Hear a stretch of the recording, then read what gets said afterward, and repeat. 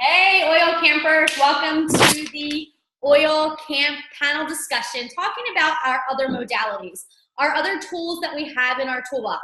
We know that natural wellness is a lifestyle, so we don't just want to have one tool, we want to have a whole lifestyle that we can help heal and energize and make our bodies well. So just like yesterday when I had or earlier today, whenever you watch the video, that I had that analogy about redoing a bathroom. You don't just want to hammer, you'd like a screwdriver, maybe a crowbar. You need to have a whole bunch of tools in your toolbox. And that's the same thing here with natural wellness. So we have a little panel here that's going to talk about their views. We have Chantel. Say hi, Chantel. Hi, everybody. Glad to be here with you. And we have Karen. Hi. And I'm Shelly. I don't know if I said that already. So we're just going to take a little bit of time and just tell you some tools that we have in our toolboxes that help keep us and our families healthy. Because remember, you are your own best advocate. So Chantel, can you start for me?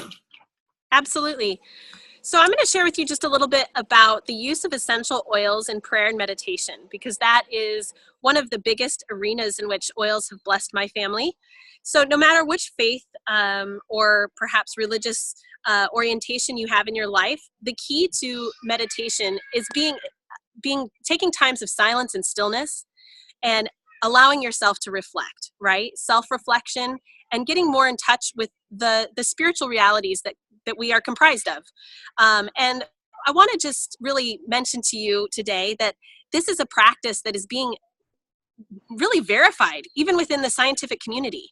The epigenome was the understanding that our genetic code can literally be manipulated. We're not stuck and conditioned by our genetic makeup. We have a lot of movement that we and interplay that we get to have an influence on through our nutrition, through our movement. And interestingly, science is really verifying the practice of meditation and self-reflection as being a really critical practice. So taking times of silence, stretching, deep breathing, whatever kind of form that looks like for you, reflection on personal development, writings, scripture. I want you to really think about incorporating your essential oils into these practices. Of course, you can use simple oils like frankincense, which has really deep biblical roots in the Judeo-Christian tradition. You could use oils or blends. One of my favorites is the Forgive blend. It's really rich with woody aromas and can be really helpful in breaking up some of those areas of unforgiveness or perhaps thought patterns that hinder us from really being able to go into places of peace and surrender, right? So when we're taking times of silence and reflection and prayer, consider using those oils. You can just massage them on your hands, cup over your nose and mouth, do some really deep breathing. I like to breathe in through the nose, hold my breath for a few seconds, and really exhale deeply out of my mouth. That can be a great cleansing breath, 3 or 4 deep breaths before I enter into a time of just silent reflection. And I also, in my family, we use the oils in the tradition of the rosary, which is, something that is practiced among Christians and other faiths as well, as a way in which to reflect on virtue and really imitating the life of Christ in our tradition. And whatever form or faith you choose to practice is really regardless of the point here. The point is that when you are using your oils and attaching them to your beliefs and attaching them to your habit making, your formation of good practices, the oils help to really root those ideals and those habits more deeply into your neurological pathways. It's a very scientific and very tangible thing that's taking place. And so a lot of times we think about meditation or we think about reflection as being very abstract, when in fact our emotions and this spiritual reality that is a part of our body is deeply anchored to our chemistry. So go ahead and consider using oils for times of prayer. Again, scripture, journaling, gratitude journaling, reading personal development work, and take times of silence. The silence is an important part of this process. I love the Balance essential oil. That's one of my most favorites. I like to begin the day with that. I like to move into citrus oils throughout the day when I'm taking times of of perhaps more active prayer, dancing, movement, singing. And then I love to use the Forgive blend, of course, again, when we're dealing with maybe redirecting uncomfortable behavior, or we're dealing with trials or heartaches. And then I like to end the night, as I close out my day with prayer, I like to end with serenity. So that's kind of the modality that I use. And I just really encourage you to unpack the oils from a historical and biblical perspective, and consider using these essential oils to be a reminder to you of this deeper part of our life, our intellectual life, our heart life, and connect the dots, right? Body, mind, and spirit. That was awesome. Thank you so Yeah. much. That's definitely a tool that we should have in our toolbox, and that's definitely a modality that we should check out, right? Part of this is trying some new modalities. Part of this is trying some things that we haven't tried before. So thank you very much, Chantel. My pleasure. Let's see. All right, Karen. Hi. So I'm talking about acupuncture and far infrared sauna. And I have both because I am an acupuncturist, and I use the far infrared sauna for myself as well as for my clients. So I encourage you to look into acupuncture, and don't be afraid of needles because you don't feel them.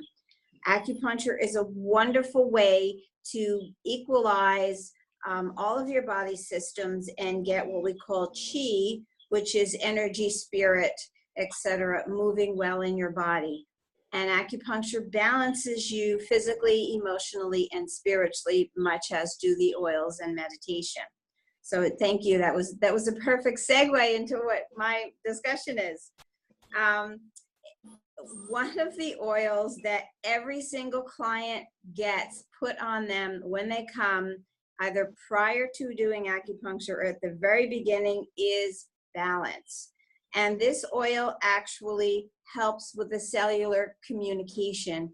And so whatever treatment is being done, whenever you're having acupuncture, you want to bring this with you and introduce your acupuncturist to it. It's also kind of funny because I sometimes will call this chiropractor in a bottle, and I use this with my chiropractor, and I'll try and fool her. So sometime I'll put it on and sometimes I won't, and you know what? She gets it every time. You didn't use your balance today. So it absolutely makes a difference with the chiropractic as well. So acupuncture is something that can accelerate, enhance any kind of healing that you need to go through. It also is great for rejuvenation and detoxification.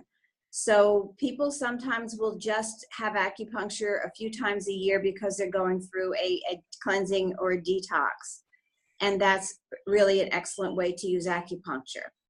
After surgery or recovering from something, or if you're coming down with a flu or a cold, acupuncture can shorten all those times and help you to get better quicker.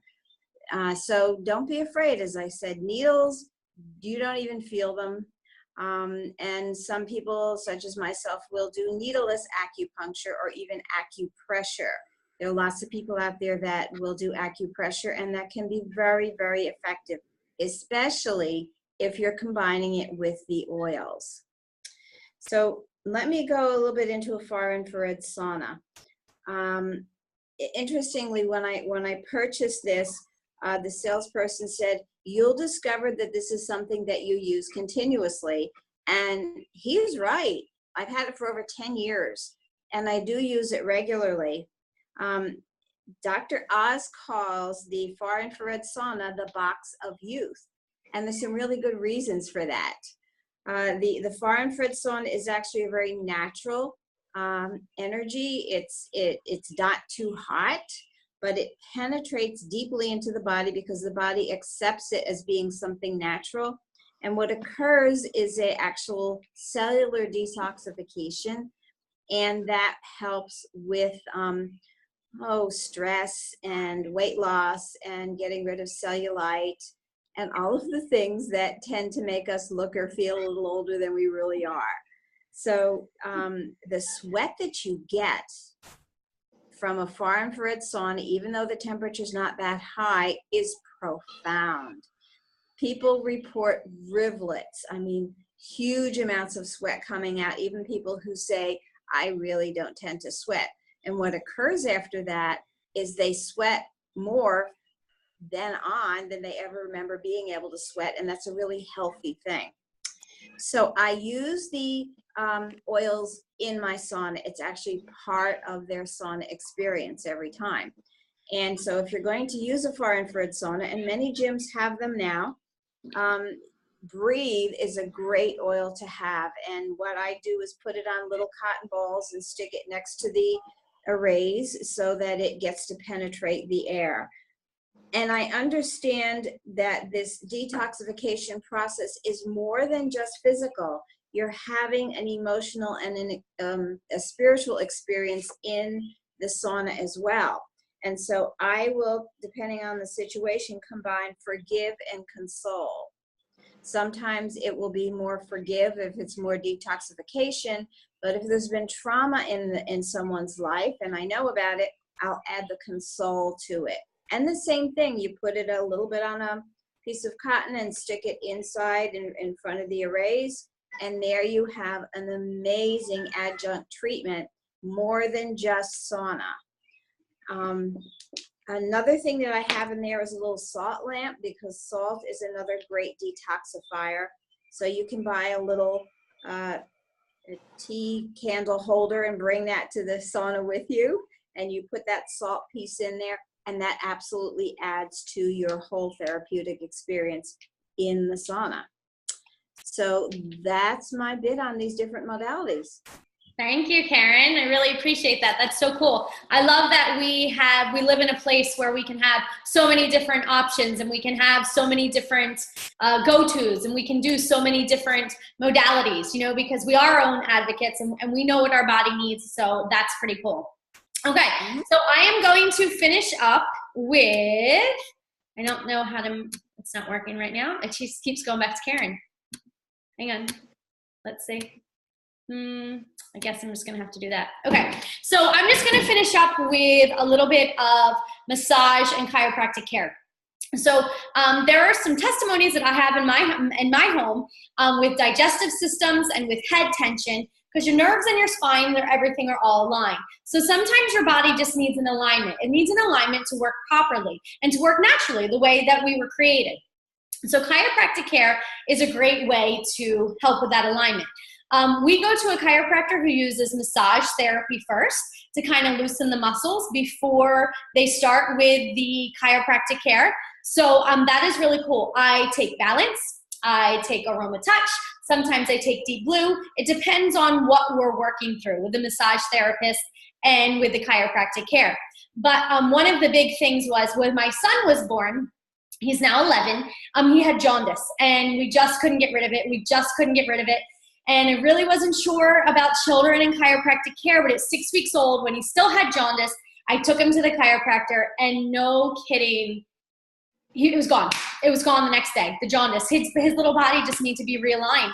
Our bodies just, they were created to be in alignment, and when it gets out of whack, we have to go and find ways to fix it. So massage, chiropractic care. Now, also talking about quickly with massage, there's something called the aroma touch technique, which uses 6 different oils, and they are Balance, Lavender, Melaleuca, On Guard, Aroma Touch, Deep Blue, Wild Orange, and Peppermint. I got certified in that, so I can use it on my family. My mom got certified in it, so we can use it on each other. So it's a really, really great, it's just a profound overall wellness experience, this aroma touch technique. And the last thing I want to talk about, I just found out about this year, it also goes with alignment and salt, is floating. I don't know if you've ever heard of floating, but it is a saltwater tank where your body just floats. And scientifically, it's proven that after so many minutes, your body just aligns itself with this floating process. And you have the salt, which is detoxifying. So it's a very healing thing. So those are the different modalities that we wanted to share with you. Now, one that I want to mention is also Western medicine. It is a tool in your toolbox. It just might not be the one that you want to go to all the time. Sometimes you might need a really good antibiotic, and if you don't use them all the time, it's a great tool to have in your toolbox. So all of these things that we have talked about, praying and meditation and the sauna and massage and acupuncture, they are all modalities. They are all things that we hope that you use and you try. And yoga, I tried yoga for the first time, the stretching yoga this year. So it's really cool. They're all out there for you. And if natural wellness is a lifestyle, jump on board and try these modalities. So Karen, Chantel, thank you so much for joining me.